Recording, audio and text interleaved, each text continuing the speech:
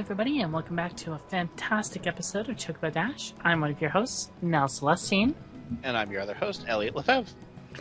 And today is going to be our post-FanFest episode, where we're going to be discussing a lot of the stuff that was talked about and shown at FanFest.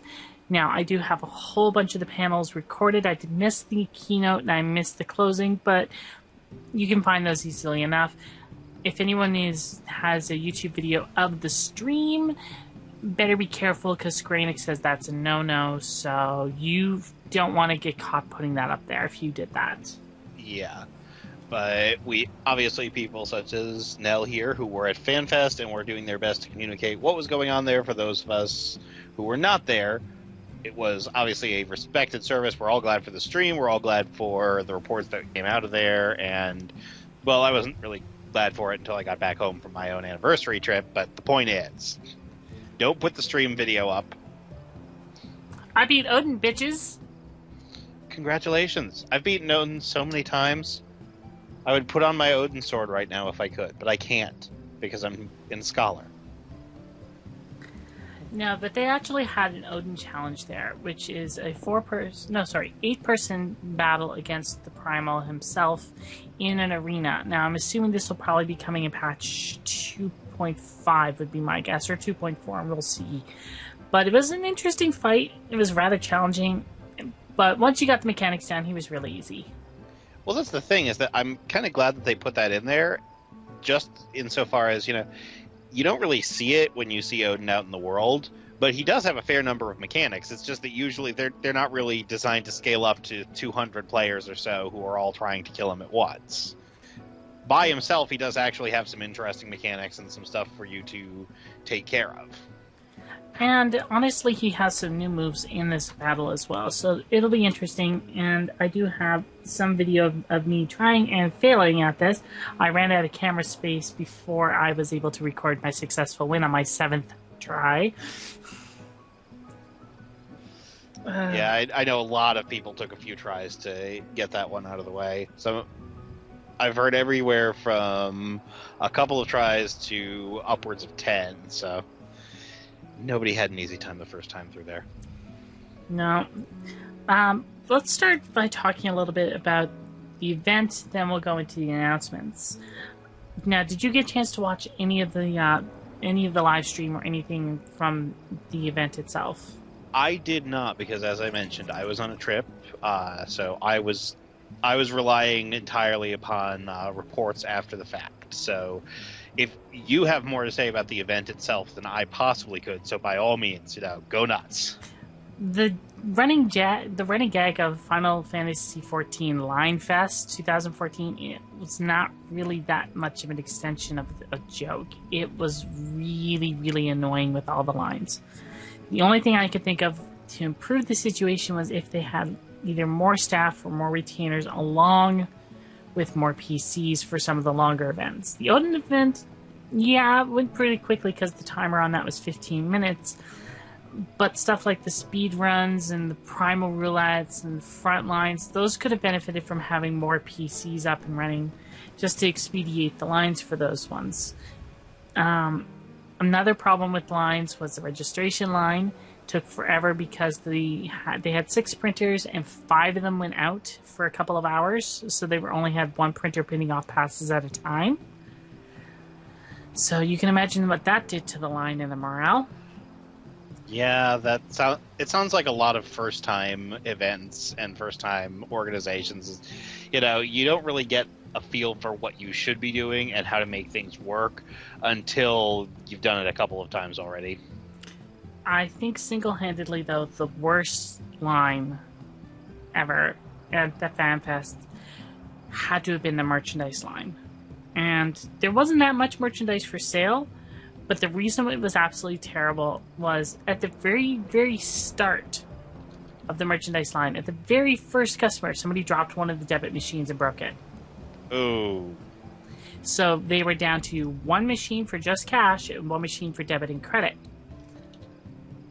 Half of the VIP attendees, and since I was given a friend's VIP pass so I could get around it easier, half of the VIP attendees we're stuck in behind the merchandise table and behind the curtains and behind all these other setups that they have that we missed the keynote at the beginning. And honestly, what they should have done was been like, okay, they're getting ready for the keynote. Here, take these numbers or whatever and come back, and we'll just do VIPs only first. Yeah, that probably would have been a better setup. Again, though, that sounds a lot like, first-year cons usually are not the best run, and Square has not run an American event in really forever, so these are good things to provide feedback for. I'm not surprised that they happened on the first year. I would be more surprised if it happens again next year, and kind of disappointed if it does. I don't think they're going to have one next year from the interview I read between Gamer Escape and Yoshida. So it probably won't be next year, but maybe the year after. I think he only wants to do them when they're announcing an expansion. And they did say before that they want to do one every 2 years. So, rephrase, you're probably right. So I read that interview and then somehow that just slipped my mind. So let me change that phrasing from next year to the next time they hold it. Fair enough. Aside from that, there was a lot of stuff that was dropped at the convention. A lot of lore dropped, a lot of stories dropped, some interesting music hints dropped. If any of you watched the live stream and you heard somebody shout out during Soken's music panel to include the female Leviathan track on the next soundtrack, that was me. And he's going to do it too, because I caught him afterwards and he's like, I don't know. And I was like, do when Yoshi P is smoking. He's like, okay. But did you have some more things about the con itself you wanted to say? Not at this moment, but I will wait until after we talk about a couple of the other things before I drop some of the stuff. So I think there's an obvious elephant, or should I say dragon, in the room that we should bring up, because you can't really talk about FanFest without talking about this. Oh, yes. The wonderful keynote that I missed the first time around and didn't get to see the trailer until partway through the day. The trailer for the expansion. Oh my god, that looks amazing. Except it's got 4 Dragoons. They're all queuing up together, which means we gotta wait for the tank and healer. Part of me still thinks we're gonna be getting the land-based tank. Well, otherwise, it's not hard to figure out why Ishgard is having some serious trouble with the dragons, if all they've got queuing is Dragoons. I suppose Dragoons tend to be lying flat on their face according to the inside jokes. Yep. No, I'm sure, just think about it. All they've got queuing is Dragoons. All they've got out there is Dragoons. Dragoons trying to heal other Dragoons. It's just not going to work out well. Raise spear! Raise spear! But no, seriously, the trailer looked fabulous. Absolutely amazing. I'm not sure what all the subtle hints are yet, because the trailers always have a lot of subtle hints in them. Like a little bit of extra nuances that you don't pick up until later. But there was stuff there that was pretty neat, and Koji and Beoheen were talking about it on the lore panel, which I'm not sure, but I believe cut out on the live stream. But they were talking about the lyrics to the song, and Koji actually read them off in both English and Dravanian. Yeah, no, it was really cool. I'm interested in the trailer was neat, although obviously it's not terribly information heavy at this point. At this point, all we know is, yes, you're right, there are probably some more subtle hints, but about all I can say at this point for certain is that, yep, Ishgard, I called it, I was right. My guess was correct there. But at the same time, we're probably going to know more about what the expansion is actually going to include once we see the FanFest this weekend. No, we're probably not going to see too much more this weekend. That's probably not too much more, but they said they were going to say some more about the new jobs. Yes, they'll probably talk about one of the other jobs, or talk a little bit more about the one job that they dropped a very not-so-subtle hint at. By not-so-subtle, I mean, like, dropping a sledgehammer inside of a glass window, but That was probably the least subtle hint that they possibly could have gone with, short of basically saying it out loud. Yeah. Basically, if you haven't heard by this point, Dark Knight is confirmed. I don't know. There were some amusing comments in the massively peanut gallery about whether or not what. Oh, so they like that Nolan film. So we're getting Inceptions? It could be worse. I've heard people saying, so are we getting a pugilist-based class called Batman? Yes, that's exactly what we're getting. Instead of a bat symbol on his chest, he's got the twin adders. Yep, there you go. Really? You think he'd be in Gridania? Seems more like an Uldan. But anyway, moving on from the expansion, which we know it's coming, and we all suspected it, and the big question was just where it's going to be. We found out a lot about 2.4 and a lot about gearing, a lot about mechanics. I chose the last topic, so what do you want to bring up first, Del? One of the things that they did mention in the live letter was around 2.45 or so. They're looking at changing the way that Coil works lockout-wise, so that way people can help other free company members. Which is an interesting change. I think that's a good thing, but I'm wondering how they're going to implement that, aside from the fact that, as other people have pointed out, Coil would really benefit if they really want to keep people from mass running the content over and over, from using the same sort of loot system that Crystal Tower and Circus Tower do. That you get one piece of loot per week and that's it. However it works, they're probably still thinking on it, which is why it's not being implemented right away, or not being implemented in 2.5. But they're still working on it. It'll be interesting to see, and if it's totally screwed up the walls, chances are the player base will rage enough that it'll be adjusted within 2 to 4 weeks. I'm looking at you, Hunts. Please look forward to it. Speaking of player base raging, obviously one of the bigger rage events that happened was that they announced that 2.4 will see the addition of a cash shop with a few minions, a mount, and a few other old seasonal items that you can buy through that. So if you missed one of the earlier Halloween items, for instance, you can grab those now. Kind of sad that they're putting the seasonal items in there, but I can sort of see it. Minions, yeah, but I still think $5 for a minion is too expensive. But Square's going to take it out of my wallet anyways, whether I want to give it to them or not.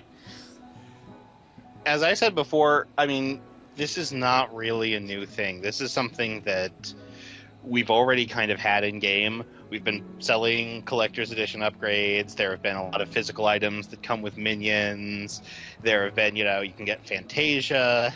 There's been the option to pick up extra retainers. We've already had everything but a functional in-game cash shop. So this, to me, feels less like oh my god, they're adding a cash shop, and more like, oh good, they're finally unifying this under a freaking cash shop because this is what they're doing anyway. The one thing that I'm going to stress, and that Yoshida stressed during the live letter, no pay to win. But then again, these days, people will take the term pay to win to mean almost anything, so that's, I'm not worried at this point, but I understand people who are feeling a little cautious or a little... Yeah, there's no upset. reason not to feel a little bit cautious about this. That's a fine thing to feel. But they're not selling power, they're selling cosmetics. And that's a big difference. And cosmetics are important. As, a role player, obviously cosmetics are one of the more important parts of the game to me. But at the same time, at this point, what the cosmetics come down to are items that you can get in-game if you're there for the season, and a few minions and a mount. What happens from there, we'll see. Honestly, I'm not too concerned. This is, I'm at the point where, okay, if I really want the minion, I like having the option to just buy the minion instead of getting, say, an art book and waiting for that to ship and then getting the minion. Or vice versa, like if they put some of the really, really, really rare minions, like I'm looking at you, Nutkin, where it's like, oh look, I could spend all my hard-earned gil to buy a nutkin, or I could spend all my hard-earned gil and buy and furnish a large house. Yep. Yeah. So, As long as it stays purely cosmetic and they don't sell any kind of power, any kind of access to exclusive content, I'm all for it. I'm not not cheering for it, but I'm more so accepting of it, for lack of a better term. yeah, I think accepting is the word I would use there as well. Like, if they go overboard, trust us, and I trust the rest of you out there listening, if they go overboard in this, they'll hear about it. Oh boy, will they hear about it. But since, I mean, you kind of have to talk about that if you're going to talk about what happened at FanFest, since that was one of the big issues and still is an issue of irritation for several players.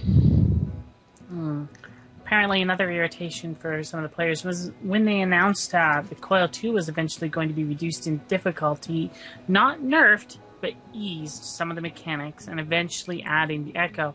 There was a booing from some of the people in the crowd. I'm not totally surprised, because there are some people in the crowd who are, very, very hardcore players. But, guys, if you have gotten through, turn 2 at this point, you've already gotten through that content. You've gotten to see it months before anyone else has. There is a statute of limitations on how long you get to have exclusivity on content. The content has been out for, what, a little bit over 6 months now? Yeah, about half a year now. So, if someone does not want to see Coil or can't see Coil at this point, it's time to say, look, this is not cutting edge anymore. There is not, It's not like they're nerfing it today, or they didn't nerf it at the time of the live letter. It's not going to get any kind of easing. And I'm going to stress the word easing because it's not getting nerfed. It's getting eased. It's not getting any kind of easing until the final coil is released. Which, admittedly, is happening next week. Yeah, so next week, they'll be adding the final coil, which everybody who's been complaining about, oh no, you can't reduce the difficulty on Coil 2, they're going to be starting to do Coil 3, and they're going to completely forget about the whole nerfing of Coil 2. Because it's not going to be relevant anymore. Exactly, and this is the exact same thing that happened when Coil 2 was released, and they mentioned they were going to ease Coil 1, and a lot of them, I'm not going to say all, because it's not all, but a lot of them threw a shitstorm. And they were like, oh, this is going to end the game. 6 months later, the game is still going on.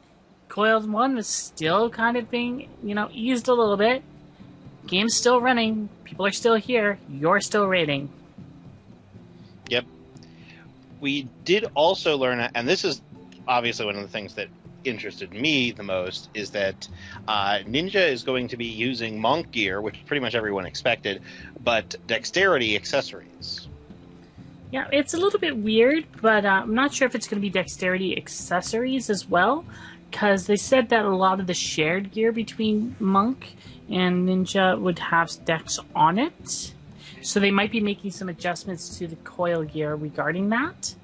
They might be, but I'm thinking they're probably going to just... Because one of the reasons that was stated was essentially that this way, rather than monks, ninjas, and dragoons all fighting over the strength accessories, it's just 2 classes that need strength and 2 classes that need dexterity. So, and that seems to be the most logical way to do things, that, you don't... An accessory that gives strength only gears up 1 class. But then by the same classes. token, why isn't Ninja going to be going for Bard gear? The thing that is, I think the reason they went with some monk gear as opposed to Bard gear was just a thematic choice, because the monk gear, especially like the Fuma gear from the Labyrinth of the Ancients, looks more like ninja gear than anything that the Bards have. I agree, but at the same token, then it's treating like you're passing off the thematics at the expense of the stats. Yeah, but I think that's the choice that they went with. I can totally understand them. I would have totally understood them saying, yes, it's going to be, using all strength accessories.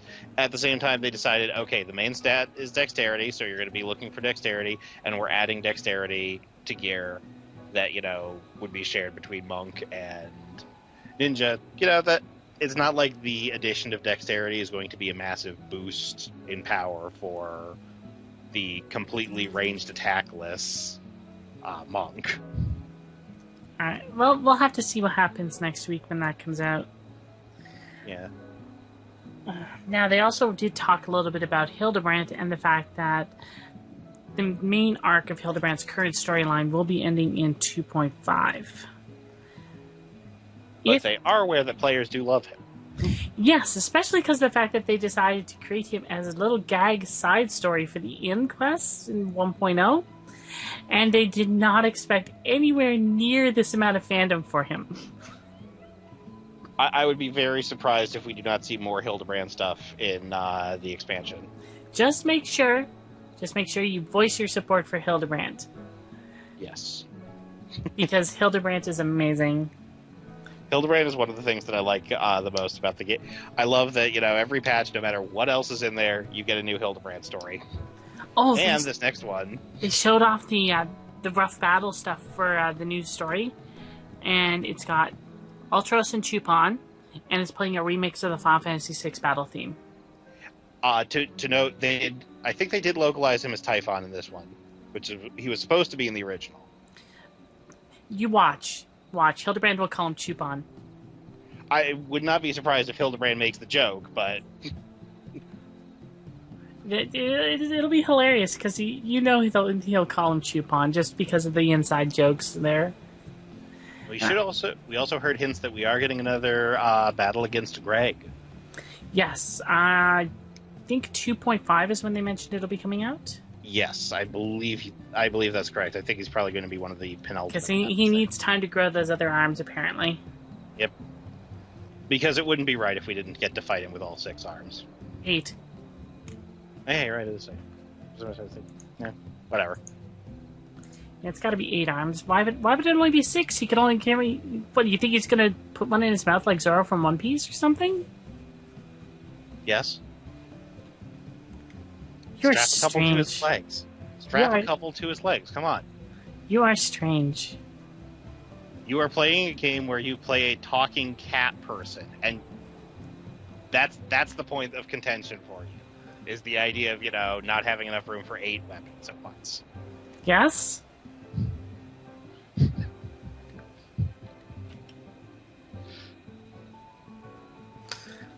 What? What? Really?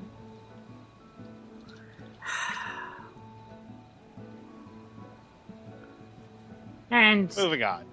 Yeah, let's change gears up here a little bit.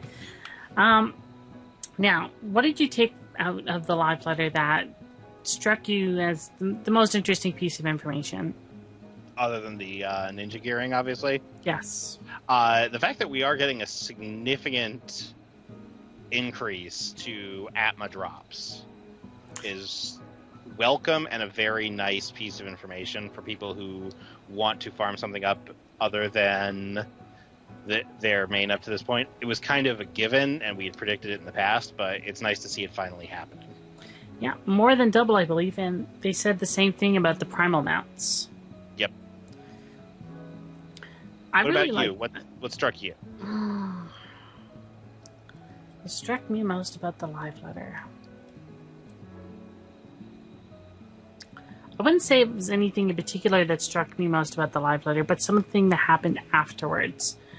Yes, everything in the live letter was amazing, awesome, but I managed to catch Yoshida-san shortly after the live letter, and he called over Michael Christopher Koji Fox to translate for me, and I was actually able to ask him a question directly.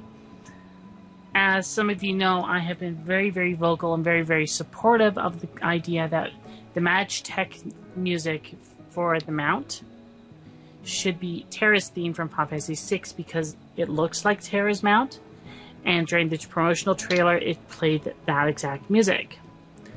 So I mentioned to Yoshida about the large topic that we have, that we really, really wanted it. This was something that a good portion of the community, I didn't say all, I said a good portion of the community would really, really appreciate. And he told me that it's not impossible, and that having different music for different mounts is something that they have done and can do again in the future, and that he would talk to Soken and get him to do it. Soken's a little busy right now, but it will get done. So if that turns out to happen, you can thank Dell. And I have to say, 2 minutes of talking with him, I was shaking like a leaf for about an hour afterwards. He is intense. He really is intense. He's got this presence, for lack of a better term. He radiates personality, and he really is really strong with that presence. He is. He's a lot. When I got to interview him in person in San Francisco, it was great. He is an incredibly energetic, incredibly lively person, and it's like, even if you don't speak Japanese, you can see and you can hear all of the inflection and thought that's going into every single one of his answers. So he is great. He is wonderful. All right. Honestly, though, there is so much to cover in the live letter and so much to cover from the weekend in general that I managed to capture all of the panels on shaky cam, for lack of a better term, because trust me, sitting in those chairs, and those chairs were awful to sit in, I ended up having some either shaky cam, breathy cam, because I would have it on a backpack and trying to balance it. And then on top of that, I would have sometimes a slightly bad angle, but I managed to get all of it recorded except for the keynote and the closing. Well, that's great. That's awesome. It's wonderful. People who have the HD stream have access to the archived version. I'm glad that we've gotten film of this, and it's not just vanishing into the ether, as it were. Not to mention, too, on top of that I heard the lore panel cut out partway through. Yes. So I do have a full version of the lore panel. Awesome. Secrets will be revealed. So now you'll know the origin of Thal's balls. It's just fun to say. Thal's balls. That's actually the whole reason why, but I don't want to spoil the whole story. All right. Do you have anything else you want to add this week? I don't think so. I think a lot of people, myself included, are very much jazzed up for the patch, which is dropping next week, and that's going to be 24-hour maintenance on that patch. So Monday from 3 a.m. Eastern, the game is not going to be running, and it will not be up again until 4 a.m. on Tuesday. So get anything you need to get done before the patch is done on Sunday. All right, then. With that in mind, why don't we check out and see how many entries we actually got for the contest, and let's pick our winners. I'm gonna get you to pick, because chances are a lot of them were sent to me or are from people that I know, and I don't want to be the one to pick winners in that kind of situation. All right. So we're going to go to Twitter. We're looking at the hashtag Chocobo Dash, and we're going to look for any screenshots involving a cactar and a sheep. Okay, let's take a look. Yes, this is incredibly interesting to look at live. So. Oh, just opening up my Facebook here. Well, I suppose technically you are opening up a book.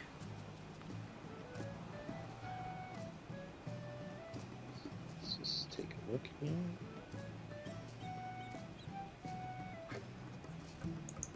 Does not look like we had that many entries.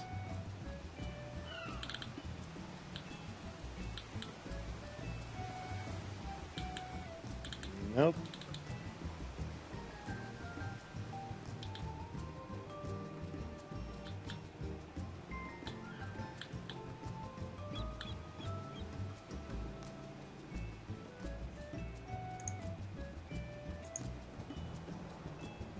Okay, well, I have a clear look, and let me take another quick look at the entries we had, and pick out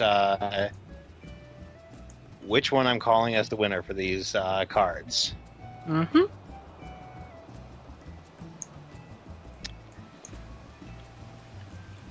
Okay.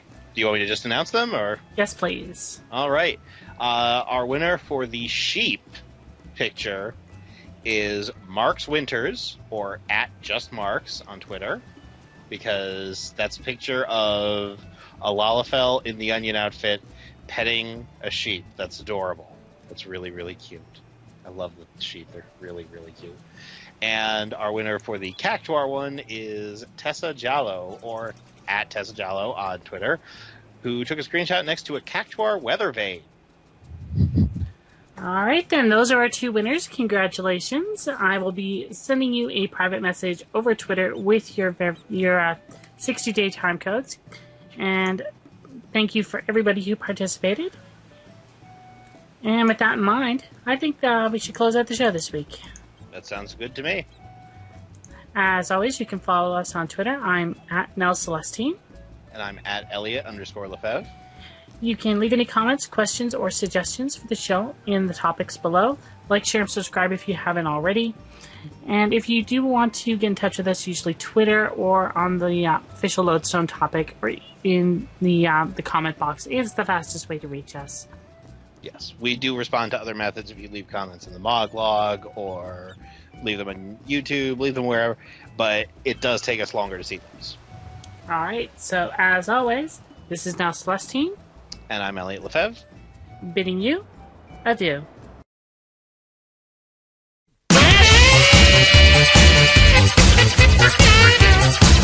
Thank you.